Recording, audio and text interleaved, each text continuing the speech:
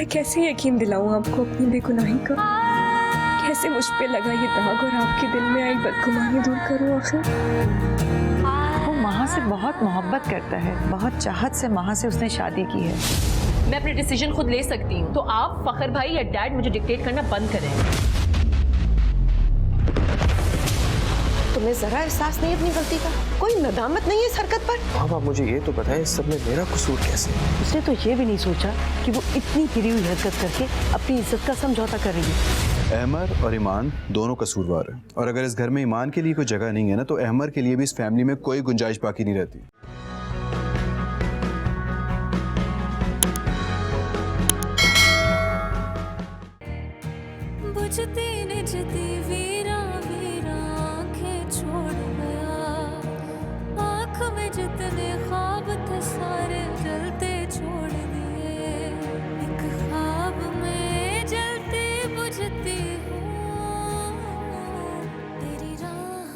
ये तो है ही एक नंबर की झूठी।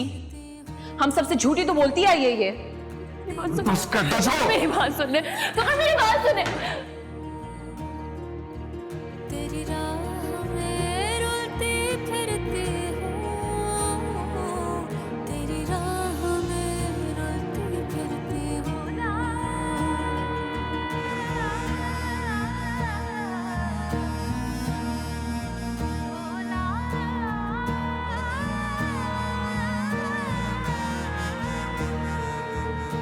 तकती हूँ मैं रास्ता तेरा, कभी तो लौटेगा।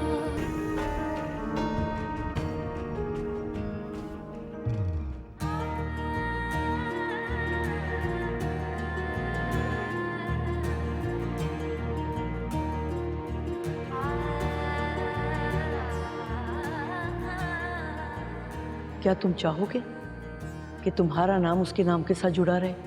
तुम उसे तलाक दो और उसके साथ हर ताल्लुक खत्म कर दो। क्या ये हो सकता है? उसे छोड़ भी दूं तो क्या दिल से निकाल सकता हूं अपने? लेकिन ईमान, तुम्हारी बेवफाई को माफ करना भी मेरे इख्तियार में नहीं है।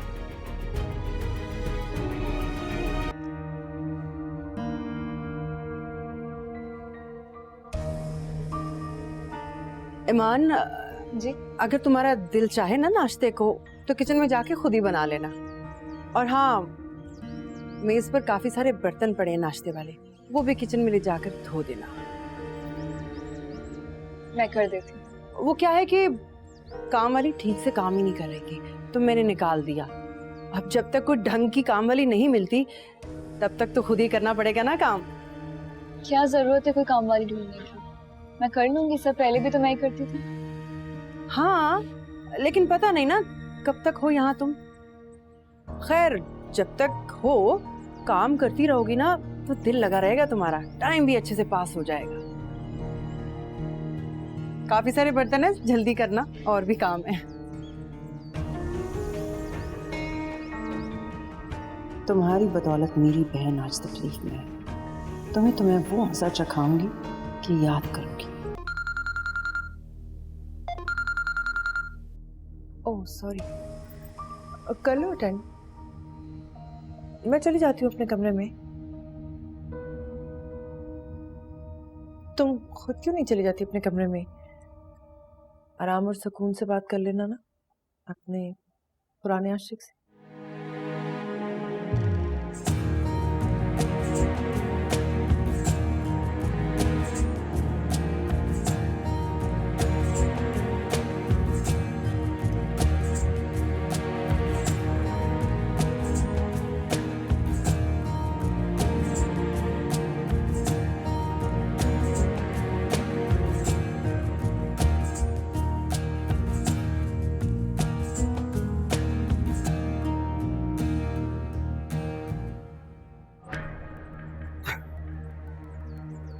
फोन ऑफ करने से क्या होगा? बात तो करनी होगी तुम्हें मुझसे। इतनी आसानी से पीछा छोड़ने नहीं वाला मैं तुम्हारा।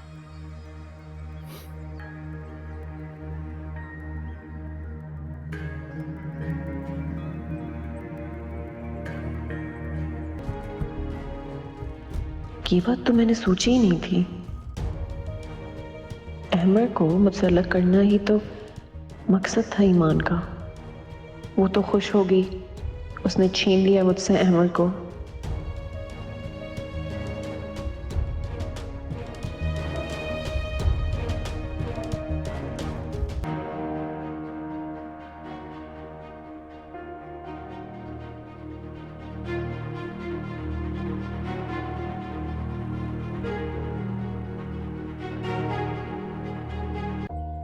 दानियाल भाई, आपको क्या जरूरत थी पैसे भिजवाने की? क्या करूंगी पैसों का, मुझे नहीं है जरूरत। ईमान, इमरजेंसी हो सकती है और वैसे भी इंसान की 100 जरूरियात होती हैं। तुम वो सब बातें छोड़ो, तुम ये बताओ भाई ने तुम्हें पैसे दिए? और देखो मुझसे झूठ मत बोलना। वो लाए थे मुझे देने के लिए, लेकिन समिया भाभी, मगर भाभी ने वो पैसे छीन लिए। वो आपसे कोई ताल्लुक नहीं रखना चाहते। अरे तो ना रखें कोई ताल्लुक, लेकिन मेरी बहन से मेरा ताल्लुक सारी जिंदगी रहेगा। तुम लोगों में अभी भाई से बात करता हूँ कि वो बंद करें भाभी की मनमानियां। नहीं दानियाल भाई, प्लीज आप किसी से कुछ मत कहिएगा। मैं पहले ही बहुत ज़हनी अजियत से गुजर रही हूँ। इस वक्त मैं सिर्फ ये चाहती हूँ कि फखर की आंखों पे जो गलतफहमी की पट्टी बन गई है वो उतर जाए। अगर फैसल भाई और समिया भाभी भी झगड़ेंगे तो ये मेरी ही परेशानी होगी, इसलिए प्लीज मैं बाद में फोन करती हूँ आपको। अल्लाह हाफिज़।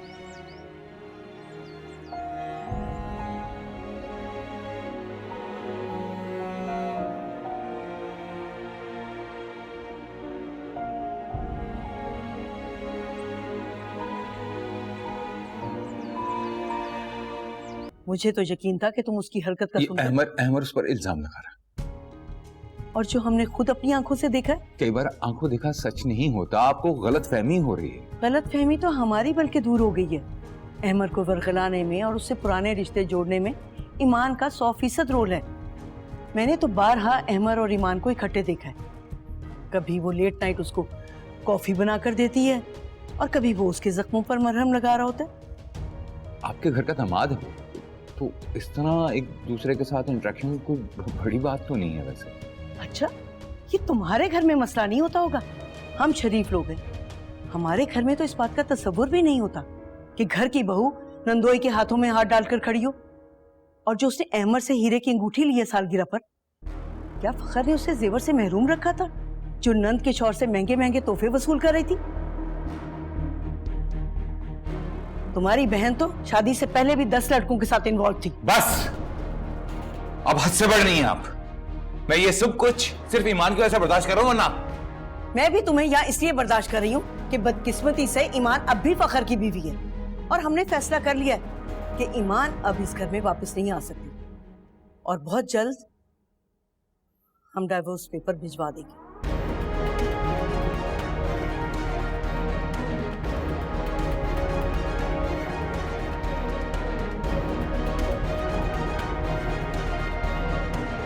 अगर मैं आपकी बात का यकीन कर भी लूं कि ईमान बेकसूर है और इस सब में उसका कोई कसूर नहीं है और ये सब कुछ अहमद जानबूझ के उसको फंसाने के लिए कर रहा है,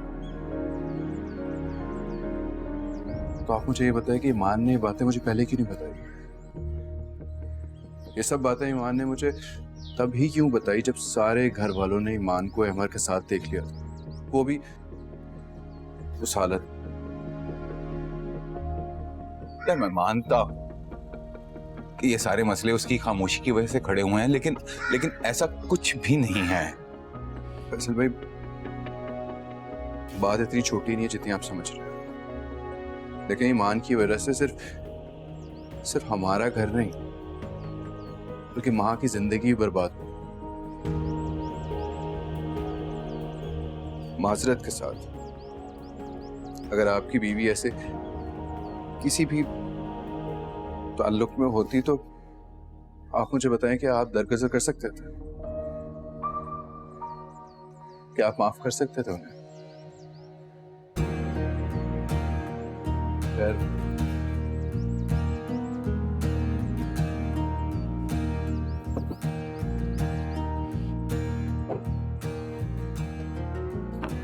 ये मैं चेक दे रहा हूँ।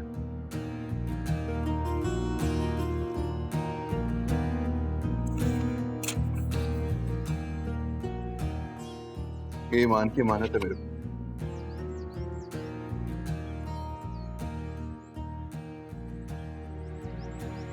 रख लिया। जब तक बच्चा पैदा नहीं होता तब तक मैं पैसे देता रहूंगा, और पैदा होने के बाद भी सारी की सारी जिम्मेदारी मेरी हो। ईमान चाहे तो बच्चे को अपने पास रख सकती है, मुझे कोई एतराज नहीं होगा। या फिर चाहे तो मुझे मेरी औलाद वापस कर दे। सामने को मुझे कहते हैं जी हेरा मानी। सब्सक्राइब करें YouTube चैनल अगर आप ARY के ड्रामे देखना चाहते हैं, और अपना बहुत ख्याल रखिएगा। Thank you.